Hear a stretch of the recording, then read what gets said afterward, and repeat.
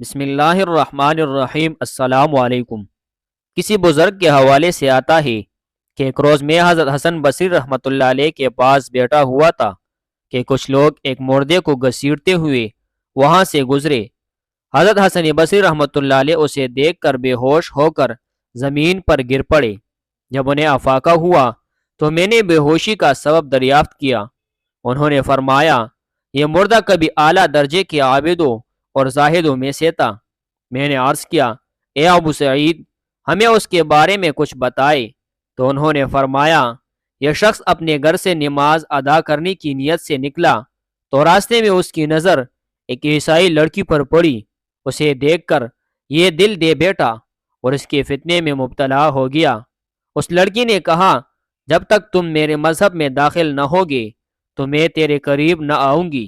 وقت گزرنے کے ساتھ ساتھ اس کی شہوت اور بے تابی بھی بڑھتی گئی۔ آخر کار اس پر بدبختی غالب آ گئی اور اس نے لڑکی کی بات مان کر اسلام کا قلادہ اپنی گردن سے اتار کر مذہب عیسائیت قبول کر لیا۔ جب لڑکی کو اس بات کی خبر ہوئی تو اس نے کہا، اے شخص، تجھ میں کوئی بلائی نہیں۔ تو نے گھٹیا شہوت کے لیے اپنا وہ دین چھوڑ دیا جس پر تو نے اپنی پوری زندگی گزاری تھی، مگر میں اللہ تعالیٰ کی ابدی نعمتوں کے حصول کے لیے عیسائیت چھوڑ کر دامن اسلام میں آباد ہو رہی ہوں۔ پھر اس لڑکی نے سورہ اخلاص کی تلاوت کی۔ لوگوں کو اس لڑکی کے منہ سے قرآن سن کر بڑی حیرت ہوئی۔ اس سے پوچھا گیا، کیا تم نے یہ سورت پہلے سے یاد کر رکھا تھا؟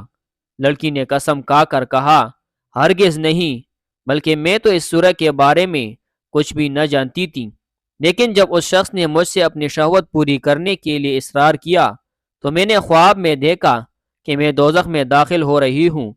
اتنے میں اچانک اس شخص کو میری جگہ جہنم میں ڈال دیا گیا۔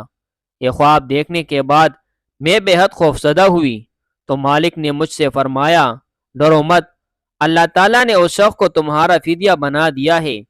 پھر کسی نے میرا ہاتھ پکڑا اور مجھے جنت میں داخل کر دیا۔ پھر مجھے سورہ اخلاص سکھائی گئی اور میں نے اسے یاد کر لیا۔ جب میں بیدار ہوئی تو یہ صورت مجھے بدستور یاد تھی۔